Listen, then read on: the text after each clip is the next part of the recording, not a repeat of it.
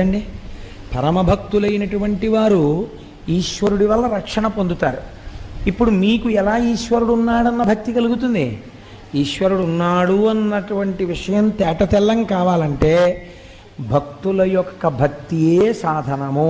అందుకే భగవంతుడు అన్నాడు, ఒక చిత్రమైన మాట అన్నాడు, నేను వాని కొరకు రక్షింపవలయవాడు అన్నాడు ఆయన.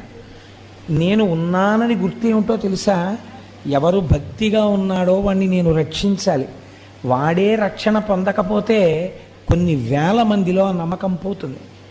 ఏమంటే ఆయనకే రక్షణ లేదు కదా, ఇంకా మనకేం రక్షణ అని. అయితే మీరు ఒక్క విషయం జాగ్రత్తగా తీసుకోవాలి. రక్షణ అంటే అది ఒక స్థాయికి వెళ్ళిన తర్వాత జ్ఞానం అయిపోతుంది. ఇప్పుడు ఈ జ్ఞానము స్థాయిలోకి భక్తుడు వెళ్ళిపోయిన తర్వాత మీకు ఆయన అందడిహ. ఇప్పుడు ఆయన ఎలాంటి స్థితిలో